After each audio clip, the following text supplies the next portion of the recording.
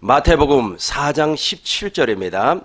이때부터 예수께서 비로소 전파하여 이르시되 회개하라 천국이 가까웠느니라 하시더라. 아멘. 회개의 사전적 의미는 죄를 미워하는 마음의 변화와 죄에서 떠나는 생활의 변화라고 말을 하고 있습니다. 모든 종교에는 회개가 있습니다. 즉 삶의 변화를 추구하는 것은 모든 종교에 다 있다라는 뜻입니다. 불교에서는 어떤 사람이 죄를 지거나 잘못을 저지르면 천배를 해라 그런단 말이에요. 이 천배라고 하는 말은 무슨 말이냐면 석가모니 앞에서 천번의 절을 한다는 겁니다. 천배를 통해서 자기의 죄를 속죄하라는 뜻입니다. 그리고 요즘에는 삼보일배 세 발자국 걸어가고 한 번 절을 함으로 말미암아 자기를 반성하고 자기 죄를 뉘우친다는 겁니다. 이건 회개의 일종이기는 하지만 기독교에서 말하는 성경에서 말하는 회개하고는 달라요. 그리고 또 유교에서도 회개가 있어요. 유교에서도 죄를 범하고 그러면은 사사삼경을 계속해서 읽게 해서 그 사람의 몸가짐, 그 마음가짐을 바꿔준단 말이에요. 근데 몸가짐과 마음가짐을 바꾼다고 해서 그 사람의 회개가 이루어졌느냐? 아니라는 겁니다. 진정한 회개는 아니라는 겁니다. 그런데 이렇게 잘못된 회개가 지금 기독교 안에 들어와 있기 때문에 사람들이 회개하면 벌벌 떠는 겁니다. 도덕적이고 윤리적인 회개를 강조하다 보니까 회개를 강조하는 그 사람도 회개가 되지 아니한 사람이고 또 회개를 하려고 하는 그 사람도 동일하게 회개가 되지 아니에요. 오히려 정죄하고 판단이 돼버린다는 말씀입니다. 제가 20년 전에 목회자 세미나에 참석을 해보니까 그 목사님이 눈만 감으면 어떠한 사람이 무슨 죄를 지었고 그게 다 유리알처럼 보인다 그래요.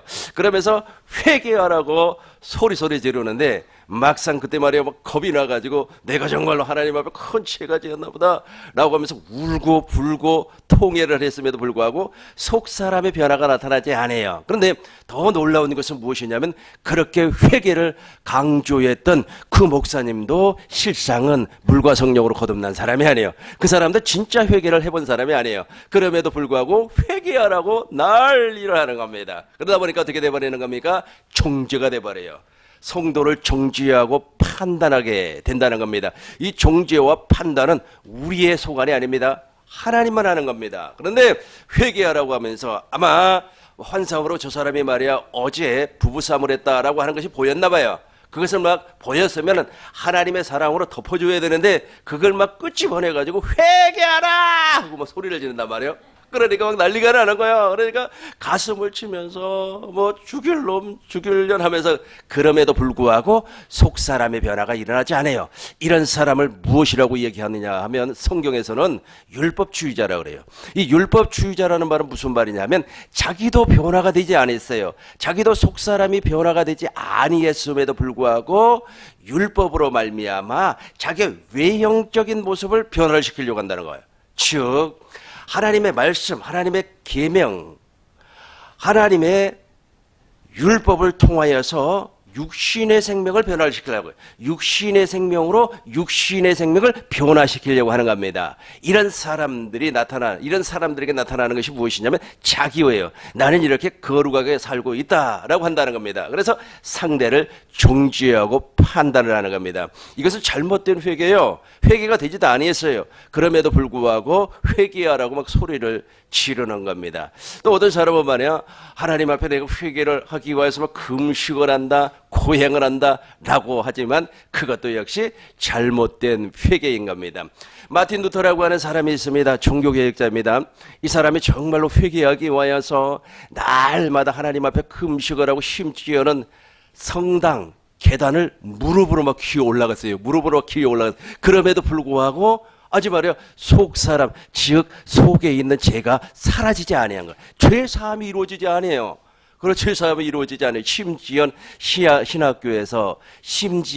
신학교에서 로마서를 가르치는 교수의 일을 했음에도 불구하고 자기가 로마서에서 말하고 있는 죄와 사망의 법에서 해방되지를 못하고 있어요. 그러니까 생명의 성령의 법으로 살지를 못하고 있었다는 겁니다. 그런데 어느 날 하나님의 큰 은혜를 받아요. 엄청난 은혜를 받습니다. 그러고 나서 자기가 쓰레기라고 하는, 자기가 완전히 타락한 인간이라고 하는, 자기가 전적으로 부패한 인간이라고 하는 것을 발견을 하게 되는 겁니다. 그것이 바로 로마서 1장 16절, 로마서 1장 16절을 보겠습니다. 로마서 1장 16절을 묵상하면서 자기가 죄인이라고 하는 것을 그때 깨닫게 되는 겁니다. 내가 복음을 부끄러워 아니하노니 이 복음은 모든 믿는 자에게 구원을 주시는 하나님의 능력이 됨이라. 먼저는 유대인 그리고 헬라인. 17절을 보겠습니다. 복음에는 하나님의 의가 나타나서, 복음에서만 하나님의 의가 나타나요. 그러니까 복음으로만 구원을 받을 수가 있습니다. 이 마틴 루터는 계속해서 자기의 의로 회개를 했단 말이에요. 그러니까 진정한 회개, 즉 죄사함이 이루어지지 아니했어요. 무엇으로 죄사함이 이루어지는 겁니까? 복음으로 말미암아 구원을 받으니까 어떻게 되는 겁니까? 하나님의 의가 나타나더라는 겁니다. 자기의 의가 아니라 하나님의 의가 나타나더라. 믿음으로 믿음에 이루게 하나님이 기록된 바 오직 의인은 믿음으로 말미암아 살리라 함과 같으니라. 마틴 루터는 신부였습니다. 그러니까 어렸을 때부터 예수를 믿었던 사람이었어요. 그럼에도 불구하고 언제 종교개혁 직전에 진짜 회개를 한 거예요. 오늘부터 이제 다음 주까지 이 회개에 대해서 집중적으로 제가 강의를 할 텐데, 지금까지 가지고 있었던 고정관념을 깨버리시기 바라겠어요. 지금도 수많은 사람들이 회개를 잘 모르고 있기 때문에 율법 아래에서 회개한 것이 회개인 줄 알고 있어요. 그러니까 이렇게 되는 겁니다.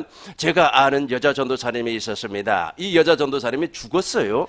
어디 기도원에서 금식 기도를 하다가 죽어버렸습니다. 죽어가지고 천당을 갔다 왔네, 지옥을 갔다 왔네 라고 간증을 해요. 근데 그 간증을 들어보니까 가짜 간증이에요. 왜 가짜 간증이냐 하면, 자기가 천국을 이렇게 갔는데 자기 마을에 있는 성도들이 하나님 앞에 11조 헌물을 드리고 감사 헌물을 드렸는데, 그 11조 헌물과 감사 헌물이 천국으로 올라가다가 중간에 딱 걸려버리더라는 거예요. 그러니까 올라가지 아니하고, 하나님께 올라가지 아니하고 걸려버리더라는 겁니다. 그래서 왜 걸려버린가 라고 봤더니 노력이 부족했다는 거예요.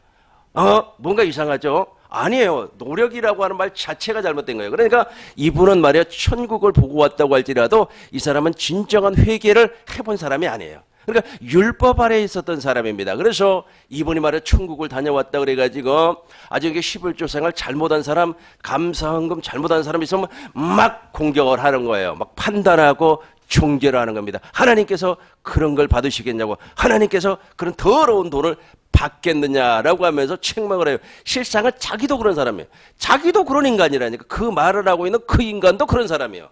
그 인간도 그런 인간이지만 자기를 못 봐요. 오히려 누구를 보는 겁니까? 상대방을 보는. 이게 바로 율법의 행위자들이에요. 이런 사람이 외치고 있는 회개는 회개가 아니에요. 이런 사람은 회개를 했다고 할지라도 진정한 회개, 성경에서 말하고 있는 회개가 아니라는 겁니다. 절대로 아니에요. 그렇다면 성경에서 말하고 있는 회개는 무엇인가? 우리의 옛사람을 완전히 걷어내버리는 거예요. 그러니까 우리의 옛사람이 완전 십자가에 못 박아 무덤에 장사를 지내버리고 하나님의 생명, 새 생명으로 태어나는 겁니다. 그러니까 이것은 하나님의 전적인 은혜예요. 그러니까 인간이 할 수 있는 것이 하나도 없어요. 하나님의 철저한 은혜를 받으셔야만이, 하나님의 철저한 은혜를 받으셔야만이 진정한 회개가 된다라는 말씀입니다. 자, 이제 1페이지 우리 강의안, 오늘은 강의안을 중심으로 해서 제가 강의를 할 겁니다. 벗어나지 아니하고.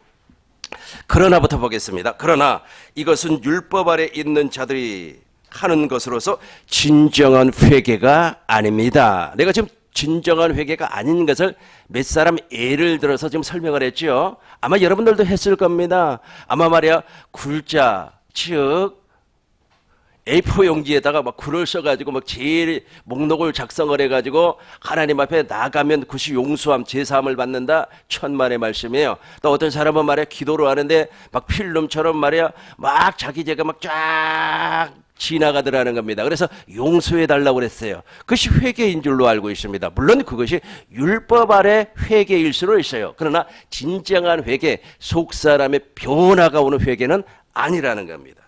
한번 읽어보겠습니다. 그러나 이것은 율법 아래 있는 자들이 하는 것으로서 지금도 있지 않습니까? 율법 아래 있는 자들은 내가 이야기하고 있는 이 말씀의 내용을 이해를 못해요. 참 신기해요. 너무 신기합니다. 그러니까 회개 자체를 몰라버리기 때문에, 그러니까 회개의 본뜻, 생명의 의미를 몰라버리기 때문에, 그러니까 아주 도덕적으로 뭔가 문제가 있고, 야, 저 양반 술 먹네, 저 사람 말이야 화도 치네, 저 사람 뭐하네, 그걸 회개인 줄로 알고 있어요. 그걸 회개인 줄로 알고 있다고요. 그것은 있지 않습니까? 우리의 속 사람의 변화가 오면은 겉모습은 자동으로 정리가 되게끔 되어 있습니다. 이제 진정한 회개를 하는 사람은 하나님 앞에 의롭다고 마음 먹었던 것까지 부끄러워지는 겁니다, 이게. 그러니까 내가 하나님 앞에 정말로 헌금을 했어요. 하나님 너무너무 사랑해요. 하나님 너무 사랑합니다. 라고 하나님 앞에 헌금을 했습니다. 그것까지도 하나님 앞에서 부끄러운 일이라니까요. 하나님은 그것까지도 부끄럽게 만들어버려요. 진정한 회개를 하는 사람은. 그러니까 진정한 회개를 한 사람, 그러니까 진정한 회개를 한 사람의 열매는 어떻게 나타나느냐 하면 자기 자랑을 일툴도 하지 않아요. 하나도 하지 않아요. 왜냐하면 내가 쓰레기, 내가 아주 그냥 완전히 부패한 아주 그냥 썩은 인간이라고 하는 것을 누구보다도 잘 알고 있기 때문에 자랑을 하지 않습니다. 아무것도 자랑을 하지 않아요. 그래서 철저하게 낮아져 버려요. 낮아진 사람은 무엇을 할 수가 있습니까? 섬기는 사람이 돼요. 섬기는 사람은 분리하는 사람이 아니고 하나 되는 사람이에요. 이렇게 가버리는 겁니다. 이렇게 가는 거예요. 보겠습니다. 그러나 이것은 율법 아래 있는 자들이 하는 것으로서 진정한 회개가 아닙니다. 진정한 회개는 복음을 믿음으로 거듭남입니다. 거듭남의 조건은 세례입니다. 한번 보겠습니다. 사도행전을 봐요. 사도행전 2장 38절. 이게 바로 우리가 회개를 하는 과정이에요. 베드로가 이르되 너희가 회개하여, 그렇죠? 회개하여 각각 예수 그리스도의 이름으로 세례를 받고, 저 세례가 바로 죄사함의 세례예요. 그러니까 저 세례를 받으면 죄를 사함을 받는다는 겁니다. 죄 사함을 받아요. 그리고 그리하면 성령을 선물로 받으리라. 저 성령은 진리의 성령입니다. 그러니까 저 성령 안에는 누가 계시냐면은 부활하신 예수님이 계셔요. 생명이란 말이 생명을 얻는다는 겁니다. 그래서 제일 전제 조건이 무엇이라고 그랬어요? 회개라고 그랬어요. 이 회개는 인간이 하는 것이 아닙니다. 다시 한 번 더 설명을 하겠습니다. 너무 중요하기 때문에 그래요. 사람들이 이걸 그렇게 이해가 안 되나 봐요. 그래서 어떤 사람은 무엇이라고 얘기하냐면, 누가 그러니까 회개하라 그러니까 그 회개하라고 하는 그 목사님도 회개가 안 됐어. 그러니까 그 밑에 듣고 있는 사람들도 막 속이 볶이는 거예요. 막 양심의 찔림을 받는 거예요. 내가 어저께 말이야, 남편하고 싸움했는데, 그 남자들 같은 경우는 어제 내가 술집에 가서 여자하고 뭐 했는데 막 찔림을 받는 거예요. 찔림을 받으면 무엇합니까? 찔림을 받으면 무엇해요? 찔림을 받으면 무엇합니까? 속사람의 변화가 없는데 누가 찔림을 받았습니까? 누가? 예수님을 은 30냥에 팔아버린 누가 찔림을 받았어요? 그렇죠. 가룟 유다가 찔림을 받았어요. 그렇다고 해서 가룟 유다가 회개했습니까? 가룟 유다가 구원을 받았습니까? 아니라는 거예요. 아니라는 겁니다. 진정한 회개가 이루어지지 아니하기 때문에 그렇다는 겁니다. 그러니까 아주 계속해서 막 방망이 같은 거, 방망이 있잖아요. 말 방망이로 막 사람을 막 패는 거예요. 뭔 죄를 지었네, 무슨 죄를 지었네, 조상신이 뭐 어쩌고 저쩌고 하면서 사람을 막 지지고 볶아요. 근데 그런 말을 하는 그 사람도 진정한 회개가 안 된 사람이에요. 그 사람도 구원받지 못한 사람, 그 사람도 거듭나지 못한 사람이에요. 그러나 보니까 어떻게 되는 거예요? 마음에 상처만 받는 거예요. 마음의 상처를 받으니까 이게 회개가 어떻게, 회개는 인간이 하는 것이 아닙니다. 회개는 누가 하는 거라고요? 인간이 하는 것이 아니고 성령 하나님께서 하는 거예요. 그것을 전제로 하시고 보시기 바라겠습니다. 베드로가 이르되 너희가 회개하여. 왜냐하면 베드로가 무엇을 받았어요? 지금 오순절 성령 강림입니다. 오순절 성령 강림을 통하여서 베드로가 진짜 성령을 통하여서 회개를 해버려요. 완전 뒤집어져 버린다는 겁니다. 베드로는 3년 전에 누구를 통하여서 부름을 받았습니까? 예수님을 통하여서 부름을 받았어요. 무엇을 낚는, 사람을 낚는 어부가 되게 해주겠다. 그러면서 예수님을 따라다녔습니다. 예수님에게 가르침을 받았어요. 그리고 천국의 비밀을 다 해석을 받았습니다. 더 중요한 것은 가이사라 빌립보 지방에서 주는 그리스도요 살아계신 하나님의 아들입니다 라고 하는 신앙 고백까지 했어요. 그러니까 이것은 바요나 시모나 복이 있도다. 이것은 니네 아버지 혈통에 하는 것이 아니라 성령 하나님께서 알게 한 것이다 그랬단 말이에요. 그러고 나서 비로소 무엇을 가르쳐 줬습니까? 무엇을? 마태복음 16장 21절을 보겠습니다. 마태복음 16장 21절. 이때로부터 예수 그리스도께서 자기가 예루살렘에 올라가서 장로들과 대제사장들과 서기관들에게 많은 고난을 받고 죽임을 당하고 제3일에 살아. 그러니까 십자가와 부활을 언제 가르쳐줬어요? 그전에는 가르쳐주지 아니었습니다. 제자들에게. 그러니까 예수님을 따라다녔던 베드로 제자들, 특별히 베드로가 약 한 2년이 되었을 때 십자가와 부활을 비로소 가르쳐줬다는 겁니다. 그럼에도 불구하고 예수님을 끝까지 따라가지를 못했습니다. 닭 울기 전에 네가 나를 3번 부인할 거다. 그대로 돼버렸어요. 그러고 나서 베드로는 부활하신 예수님을 만납니다. 그러고 나서 하나님의 나라를 교육을 받아요. 가르침을 받습니다. 그리고 오순절 성령 강림 사건을 통하여서 비로소 회개가 이루어진 거예요. 진짜 회개가 이루어졌다. 다시 보겠습니다. 사도행전 2장 38절. 다시 보겠습니다. 베드로가 이르되 너희가 회개, 자기를 얘기하는 겁니다. 지금 베드로는 3년 만에 진짜 속사람의 변화가 일어나는 회개가 터져버렸어요. 그런데 저거는 누가 강요해서 되는 게 아닙니다. 다시 설명하겠어요. 회개는 누가 강요해서 되는 것이 아닙니다. 담임 목사가 강요를 한다든지 아니면 장로님이 말이야 좀 고쳐 바꿔 모든 걸 다 바꿔 라고 한다고 해서 되는 게 아니에요. 철저하게 하나님의 은혜로 되는 겁니다. 하나님의 은혜로 회개하여 각각 예수 그리스도의 이름으로 세례를 받고 죄사함, 세례를 받아야만이 죄사함을 받습니다. 그리고 성령을 선물로 받았다는 것은 하나님의 생명으로 거듭났다. 이 전제 조건이 무엇이라고 그랬어요? 회개라.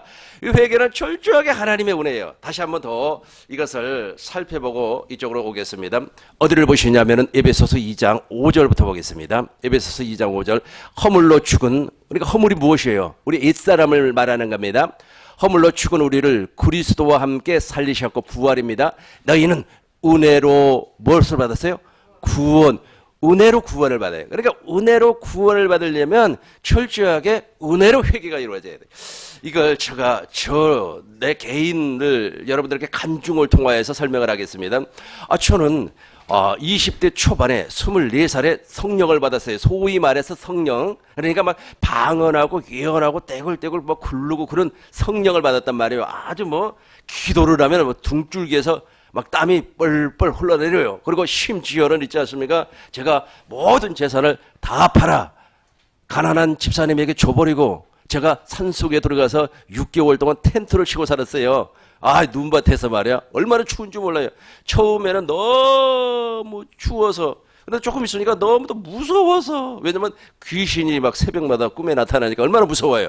아주 무서워서. 아주 그런 과정을 겪었단 말이에요. 그런 과정을 겪었을 때 내가 진정한 회개가 이루어졌을까? 아니었다는 거예요. 그러니까 나도 정말로 나 같은 주인마저 살려달라고 하나님 앞에 부르짖고 하나님 앞에 땡깡도 내보고 말이야 무엇인가 이게 속사람의 변화를 추구했지만 되지 아니했어요. 되지 아니했습니다. 그런데 20년, 25년 내가 50이 다 되었을 때, 그러니까 25년이 지났을 때 하나님께서 나에게 큰 은혜를 주었어요. 그 은혜는 내가 달라고 하나님 앞에 기도해 본 적도 없어요. 나는 오직 기도가 한 가지밖에 없습니다. 하나님 나를 긍휼히 여겨주세요. 하나님 나를 불쌍하게 여겨주세요. 그거밖에 없어요. 그거 외에는 기도를 하지 않습니다. 무엇을 달라, 돈을 달라, 빌딩을 달라, 집을 달라, 교회 부흥시켜 달라. 교회 부흥시켜 달라고 옛날에 기도도 많이 했습니다만 지금은 하지도 않아요. 하나님께서 알아서 부응을 시켜 주시기 때문에 그렇습니다. 그러니까 이 육신의 만족을 구하는 것을 하나도 구하지 아니했어요. 그럼에도 불구하고 하나님께서 아주 그냥 하나님이 이렇게 됐어요. 어느 날 우리 하나님께서 저에게 당신의 십자가를 보여주었습니다. 근데 보여주는데 내가 힘이 빠져요. 내가 이래봐도 그래도 힘이 좀 센 사람인데 육체의 힘이 쫙 빠져버려요. 그러면서 너무 창피한 거예요. 내가 너무 부끄러워요. 내 자신이 너무너무 부끄러운 겁니다. 왜냐면 내 자신이 딱 보여버리니까. 그러니까 내 속에는 선한 것이 하나도 없구나. 내 속에는 의로운 것이 하나도 없구나. 내 속에는 거룩한 것이 하나도 없다고 하는 것을 발견해 버렸습니다. 그러고 나서 어디까지 회개가 들어가느냐 하면 지금까지 내가 주를 위하여서 충성했던 그것까지도 부끄러워지는 거예요. 하나님 앞 정말 부끄러워지는 거예요. 너무 부끄러워지는 거예요. 내가 말이야 청춘을 다 바쳐서 하나님 앞에 희생했다. 그 얼마나 부끄러운 일인지 진정한 회개를 한 사람은 알아요. 그게 완전히 박살이 나버려요. 완전히 박살이 나고 나니까 이상하리만큼 내 속 사람의 변화가 오는데 그때부터 가치관이라고 해야 될까요? 아니면 생각이라고 해야 될까요? 아니면 마음이라고 해야 될까요? 이게 바뀌어 있어요. 나도 모르는 사이에. 그러니까 너무 평강스러운 거죠. 너무 자유스러운 거예요. 아주 그냥 딱 그전에는 뭔가 이렇게 사건이 터지면 근심부터 오는데 근심부터 오는 것이 아니라 평강부터 이렇게 밀려왔어요. 그러니까 바뀌어 있는 것을 내 스스로가 알게 되겠더라고요. 그러고 나서 이제 한 달 넘게 이제 회개에 합당한 열매를 맺었습니다. 다시 한번 설명하겠어요. 허물로 죽은 우리를 그리스도와 함께 살리셨고 너희는 은혜로 구원을 받는 겁니다. 그러니까 철저하게 회개는 하나님의 은혜로 되는 거예요. 내 의지가 단 1도 안 들어가요. 내 의지가 단 1이라도 들어갔다면 그 사람은 율법주의자예요. 율법주의자. 그 율법을 통하여서 자기를 변화시키려고 하는 행위라는 거예요. 철저하게 하나님의 은혜입니다. 철저하게 하나님의 은혜. 그 마음을 준다니까요. 아주 그냥 저놈의 인간 쌍스럽게 말을 할 수밖에 없는 그 인간에게도 손을 내밀 수 있는 마음을 줘요. 마음을 줘요. 그러니까 철저하게 무엇이라고요? 하나님의 은혜예요. 계속해서 6절 보겠습니다. 8절까지 볼 거예요. 또 함께 일으키사 그리스도 예수 안에서 함께 하늘에 앉히시니 7절 보겠습니다. 이는 그리스도 예수 안에서 우리에게 자비하심으로써 그 은혜의 지극히 풍성함을 오는 여러 세대에 나타내게 하심이라. 8절 보겠습니다. 너희는 그 은혜에 의하여 믿음으로 말미암아 무엇을 받았나니? 구원을 받았나니 이것은 너희에게서 난 것이 아니요 하나님의 선물이라. 그러니까 회개는 하나님의 선물이라는 거예요. 노력으로 되는 것이 아닙니다. 그래서 제발 하나님 앞에 내가 교만하지 말라고 하는 이유가 거기 있어요. 뭘 그렇게 잘났다고 하나님 앞에 막 교만하고 말이야. 사람 앞에 교만하고 말이야. 사람 앞에 자랑하려고 하고 말이야. 그러면 진짜 하나님의 은혜가 임하지 아니한 겁니다. 오히려 하나님의 은혜는 언제 임하는 겁니까? 박해를 받을 때. 오히려 누가 나를 박해하고 모욕하고 나를 저주하면 하나님 앞에 감사하시기 바라겠어요. 와, 나에게 이제 진짜 선물이 오는구나 하고 감사하시기 바라겠어요. 그 감사하시기 바라겠어요. 그래서 제가 진정한 회개를 통하여서 무엇을 깨달았느냐 하면 나를 비방하는 사람들의 말이 맞아요. 내 말이 틀렸고 변명하려고 하는 내 말이 틀렸고 그 사람들 말이 그 사람들은 나를 정죄하는 말입니다. 그 사람들의 말은 나를 판단하는 말입니다. 그 사람들의 말은 나를 심판하는 말이에요. 그럼에도 불구하고 그 말이 옳게 들린다. 옳게 들려야 돼요. 그거 옳게 들려야만이 어디에서 죽을 수가 있어요? 십자가에서 죽을 수가 있어요. 예수님이 그랬단 말이에요. 예수님이 막 사람들이 비방하고 조롱하고 수군거렸단 말이에요. 그럼에도 불구하고 거기에 대항을 했다면 십자가에서 죽을 수가 있어요? 뭐야? 니네들이 말이야 증거 있어? 내가 그랬다는 증거 있어? 라고 말해 대꾸했다면 십자가에서 죽을 수가 있어요? 아니란 말이에요. 아니래. 어린 양이 도살장에 끌려갈 때 아무런 조항이 없었던 것처럼 예수님이 십자가에서 그렇게 죽으셨다는 겁니다. 이게 바로 회개예요. 이거 회개. 이런 회개를 하시길 주의 이름으로 축원합니다. 그러기 위하여서는 어떻게 해야 된다고요? 긍휼을 구해야 돼요. 하나님 앞에 긍휼을 구해야 됩니다. 난중에 있잖아요. 이제 우리가 죽습니다. 육체를 벗어버려요. 그러면 심판을 받을 때 무슨 심판을 받습니까? 긍휼에 대한 심판을 받아요. 야고보서 2장 13절. 긍휼에 대한 심판을 받아요. 긍휼. 야고보서 2장 18절 보겠어요. 13절 보겠습니다. 13절. 긍휼을 행하지 아니한 자에게, 그죠? 긍휼. 저 긍휼에 대한 심판이 있어야 돼요. 그러니까 지금도 긍휼을 베풀지 아니하는 사람들은요, 반드시 그 심판을 받습니다. 읽어보겠습니다. 긍휼을 행하지 아니하는 자에게는 긍휼 없는 심판이 있으리라. 긍휼은 심판을 이기고 차랑하느니라. 이게 바로 회개한 사람에게 나타난 열매예요. 되게 짠하단 말이에요. 너무 짠하죠. 여러분, 저가 짠합니까? 안 짠합니까? 안 짠하다고 말해요. 안 짠하다고 하는 거 보니까 그 진정한 회개를 하는 사람이에요. 진짜 회개를 하면 나처럼 짠한 사람이 없어요. 아유, 목사님 너무너무 짠해요. 이렇게 돼 있는데. 아, 나는 여러분들 너무 짠해요. 불쌍하고. 아이고, 세상에 이렇게 짠한 사람들은 어디가 있을까? 이제 보세요. 교환으로 돌아옵니다. 오늘 교환을 벗어나지 않습니다. 오늘 못하면 다음 주에 계속해서 연결해서 할 거예요. 왜냐하면 이 내용이 너무 중요하기 때문에 그래요. 그러니까 어느 권사님이 어느 교회를 갔더니 회개하라! 뭐 이런 설교를 들으니까 도저히 견딜 수가 없어가지고 그 교회를 못 다니겠다는 거예요. 그러니까 당신도 회개가 되지 아니한 사람이 회개하라고 소리를 지르니 당신도 안 돼. 그러나 진짜 회개가 된 사람은 회개하라고 소리 안 해요. 아무 말 하지 않습니다. 그 사람을 무엇 한다고요? 저 긍휼 한번 다시 읽어보겠어요. 긍휼을 행하지 아니하는, 저 긍휼을 행하지 아니하는 자는 계속해서 종죄한다니까요. 종죄. 보세요. 아니 지금 말이야. 한번 보세요. 그 사람이 죄를 지었어요. 남편하고 싸웠다고 가정을 해봐요. 남편하고 싸운 것도 지금 부끄러워 죽겠는데 거기에다가 대고 말이야. 또 갔다가 말이야. 회개하라고 막 망치. 말방망이로 막 그냥 말방망이 있잖아요. 언어 방망이로 막 두들겨 패버리면 어떻게 되겠어요? 예. 그러니까 견디지를 못하는 거예요. 그러니까 막 살려달라고 막 소리를 지르는 겁니다. 너 회개 안 하면 지옥 간다고 막 그렇게 겁박을 하는 거예요. 겁을 준다 이 말입니다. 긍휼을 행하지 아니하는 자에게는 긍휼 없는 심판이 있으리라. 긍휼은 심판을 이기고 자랑하느니라. 그죠? 그런데 막 그 겁박을 하면서 막 지옥 간다고. 아니요, 지옥은 우리를 위해서 만들어진 것이 아니에요. 마태복음 25장 31절 보겠어요. 마태복음 21장. 그러니까 원래 41장이에요. 41절인가? 아니 마태복음 25장. 41절인가요? 몇 절에 나오죠? 30절에 나온가 봐봐요. 여기 있네. 예. 맞네. 보세요. 왼쪽에 있는 자들, 저 염소를 말하는 겁니다. 염소 41절이 맞아요. 마태복음 25장 41절. 잘 묵상해봐요, 저게. 저 말씀 잘 묵상하세요. 뻑하면 말이야, 막, 그 율법주의자들이 하는 거라니까요. 너 말이야, 너 어제 술 먹고 왔지? 이게 막 지옥 갈 사람이구만. 너 어제 말이야, 마늘하고 싸먹고 왔지? 아이, 지옥 갈 사람이구만. 너 어제 담배 피우고 왔지? 이 자식 하면서 이게 막 판단하고 종지하고 그래요. 그 얘기하니까 생각이 나는데 어느 장로님이 있지 않습니까? 장로님이 자기 교회에서 이제 담벼락 밑으로 이렇게 나왔는데 어떤 청년이 거기서 자기 교회 청년인데 이제 담배를 피우고 있더래요. 그러니까 너무 화가 나가지고 그 자리에서 뺨을 올려버렸다는 거예요. 이 자식이 어디에서 담배를 피냐고, 너 지옥 갈래 하면서. 근데 그 사람은 천국 갔다 왔다는 사람이에요. 죽어서 천국 갔다 왔다는 사람이에요. 그 보세요. 그러면서 지옥 간다고 막 함부로 판단하고 총계라는 거예요. 이 사람은 진정한 회개를 해본 사람이야. 천국을 갔다 왔다고 할지라도 진정한 회개를 해본 사람이 아니에요. 여러분, 진정한 회개가 이루어지지 아니하면 구원받은 사람이 아닙니다. 물과 성령으로 거듭나지를 않아요. 물과 성령으로 거듭나지 않아요.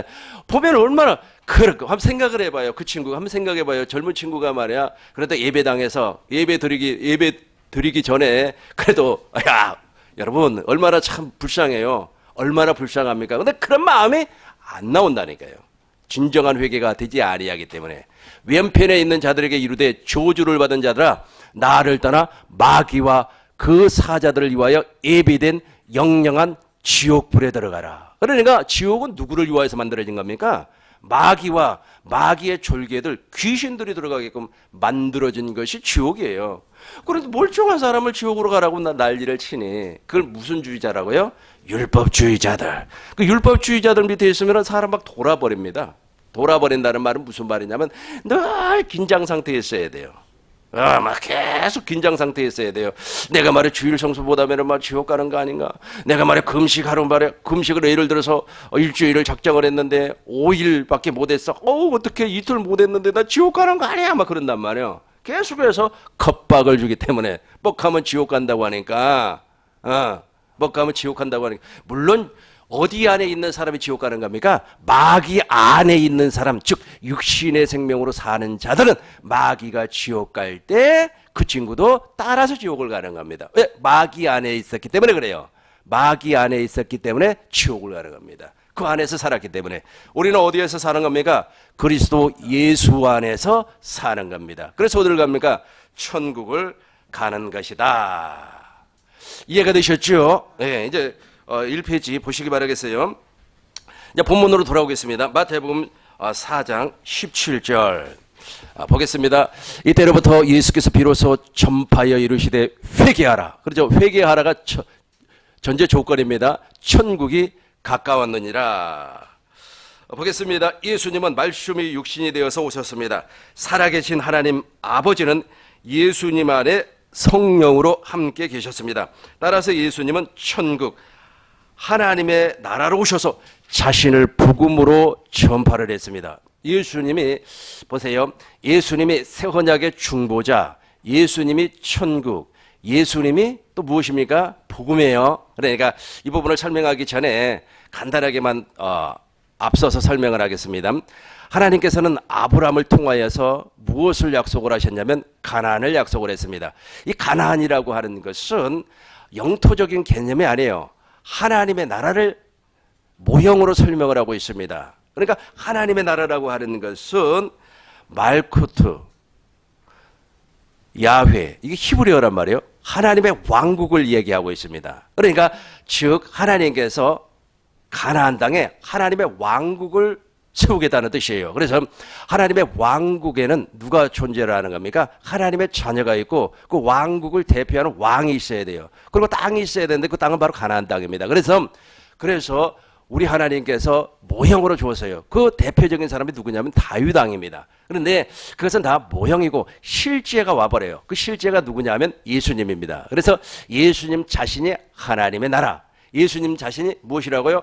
하나님의 나라, 예수님 자신이 천국, 예수님 자신이 언약의 중보자, 예수님 자신이 복음이다라는 겁니다. 그러니까 예수님 자신이 바실레아, 천국의 천국, 하나님의 나라, 하나님의 나라. 그러니까 여러분 예수님이 자체가 그 킹덤이기 때문에 이제 본문을 통해서 다시 한번 설명을 하겠습니다. 이때로부터, 이때라 그랬어요. 예수께서 비로소 전파에 이르시되 회개하라. 회개하라. 천국이 가까웠느니라. 이제 보겠습니다. 강의안을 봐주시기 바라겠어요.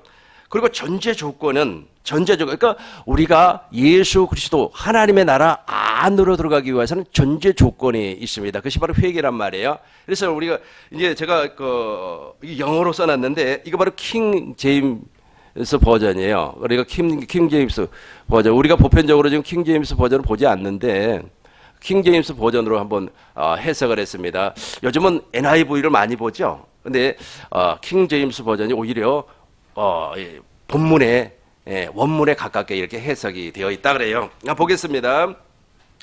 하나님의 나라로 오셔서 천국 복음을 전파하셨습니다. 그리고 전제 조건을 회개가 리펜트 아닙니까? 근데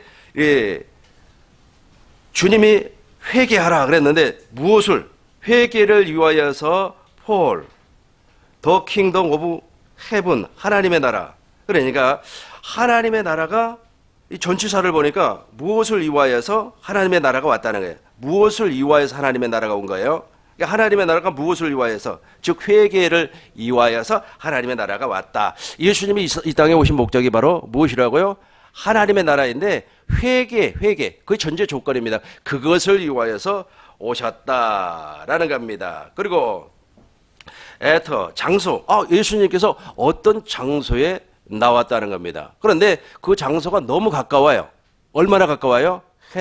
손이 닿는 장소. 그러니까 이것을 이제 직역을 하면 이렇게 되는 겁니다.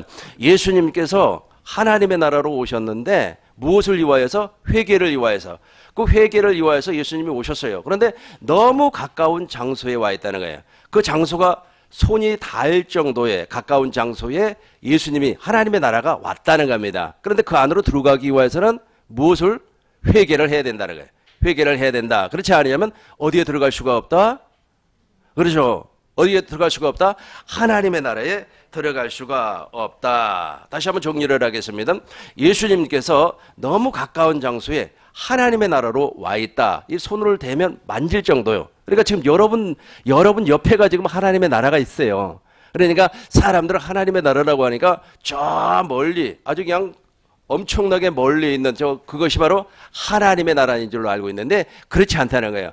하나님의 나라가 바로 너 손으로 이렇게 뻗치면 만질 수 있는 너무 가까운 장소에 하나님의 나라가 와 있다. 그런데 그 안으로 들어가야 된다. 근데 조건이 있어요. 무엇을 위하여서? 하나님이 무엇을 위하여서?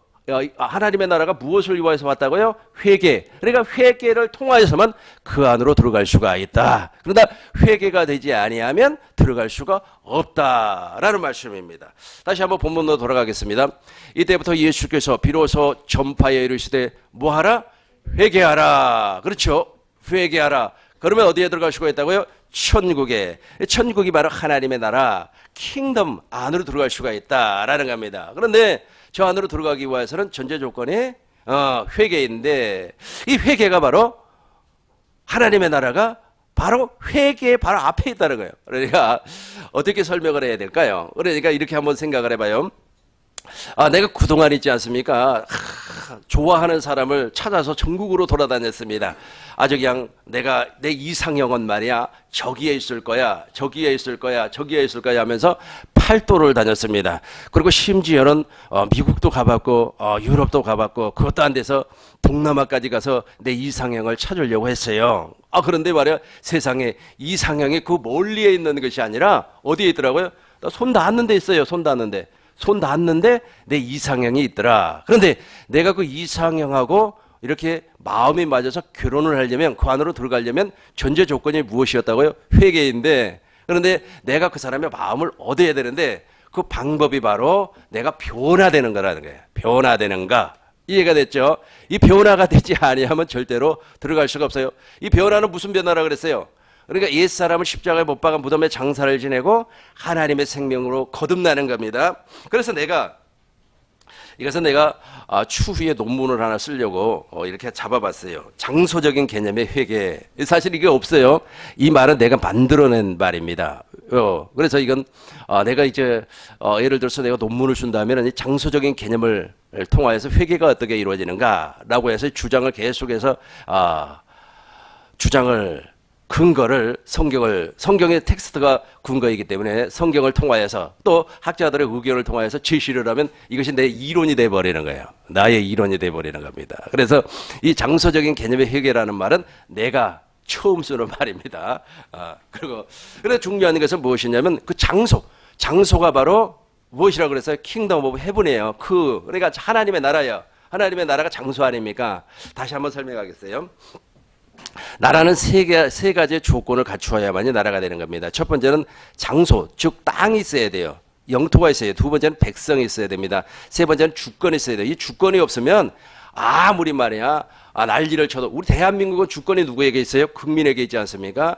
그런 것처럼 우리가 예를 들어서 대한민국이 말이야 그 주권을 상실을 해버렸어요. 예를 들어서 일본에게 상실을 당했다고 합시다. 옛날에 과거에 일본에게 우리 한국의 주권이 상실이 돼버렸기 때문에 그러니까 우리 한국은 어느 나라가 돼버린 거예요? 일본이 속국이 돼버린단 말이에요. 이 주권이 제일로 중요해요. 이 주권은 하나님의 나라의 주권이 누구냐면 바로 부활하신 예수님이에요. 부활하신 예수님이 내 안에 주권자로 왕으로 나타난다라는 겁니다. 그래서 그 장소가 바로 하나님의 나라. 근데 그 장소에 들어가기 위해서는 회개를 해야 된다는 거예요. 회개하지 않으면 안 된다는 겁니다. 그렇게 해야만이 그 장소로 들어갈 수가 있다. 이건 내가 주장하는 거예요.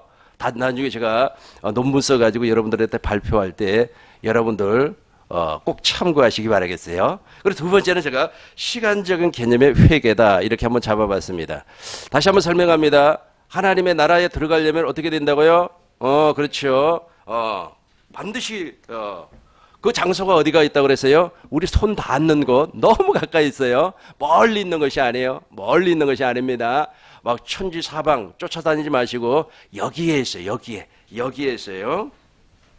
계속해서 두 번째를 한번 보겠습니다. 마가복음 1장 15절. 이거는 내가 시간적인 개념으로 한번 설명을 했습니다. 이것도 제가 처음 주장한 겁니다. 다른 사람은 이렇게 주장하는 사람 없어요.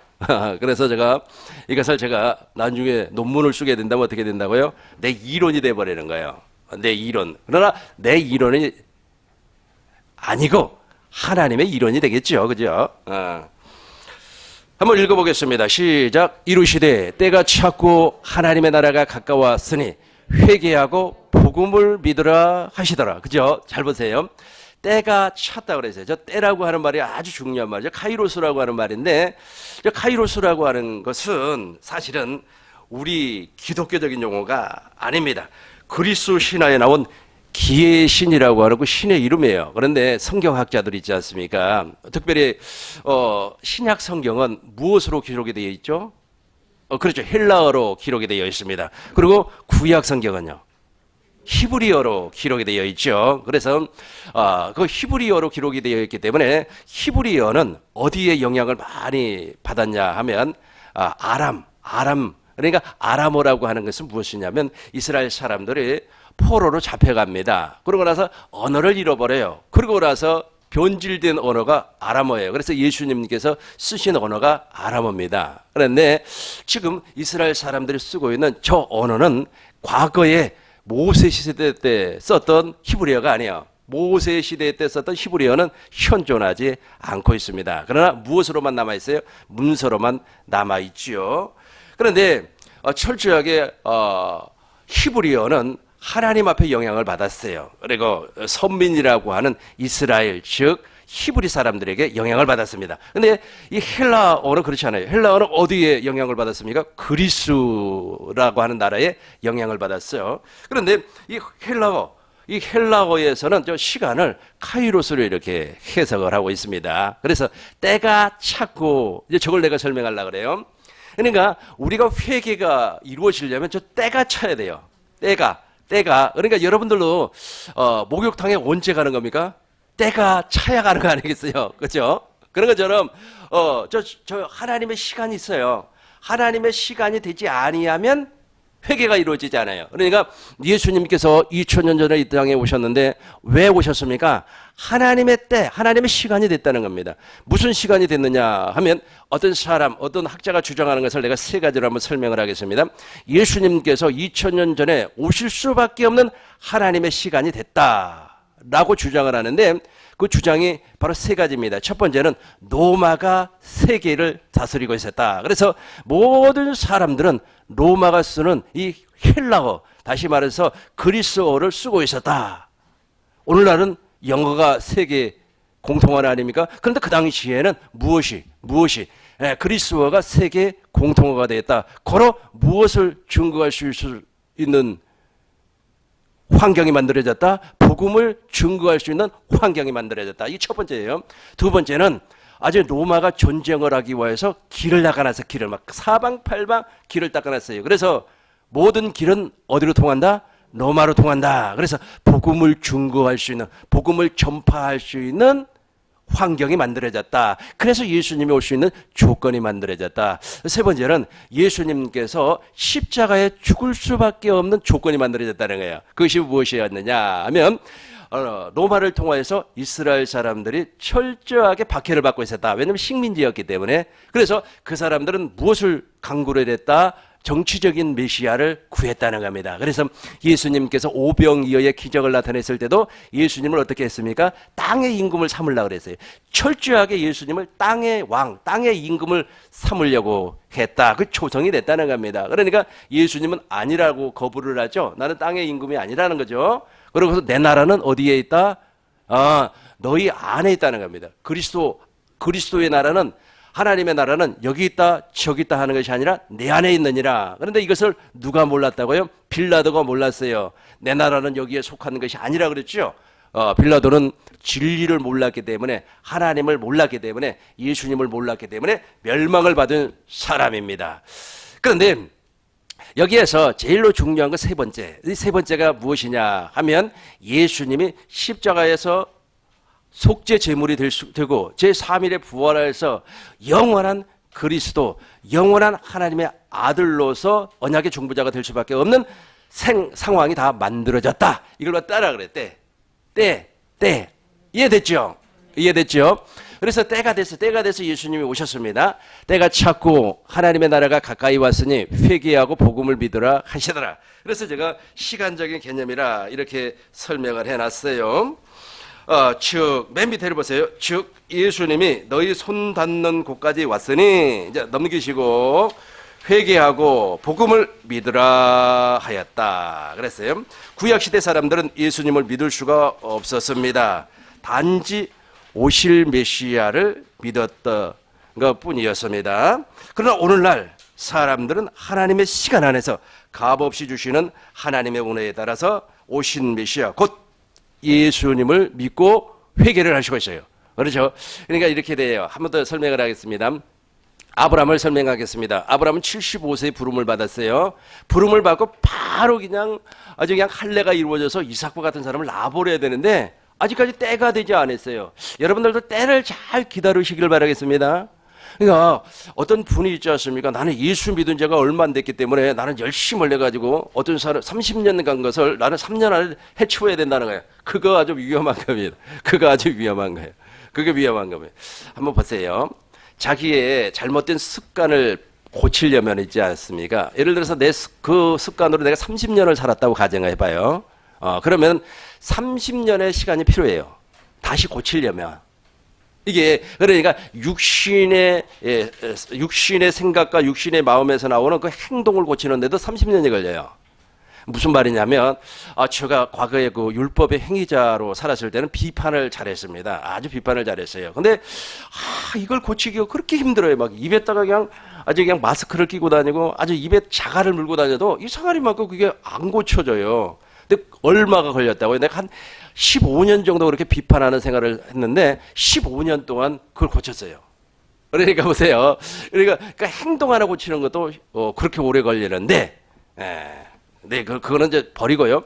그거는 이제 제가 예를 든 거고 하나님의 때를 설명하려고 그래요. 또 이걸 오해하셔가지고 와 이제부터 내가 내 생명을 변화를 시켜야지라고 하면서 또 덤비면 안 돼요.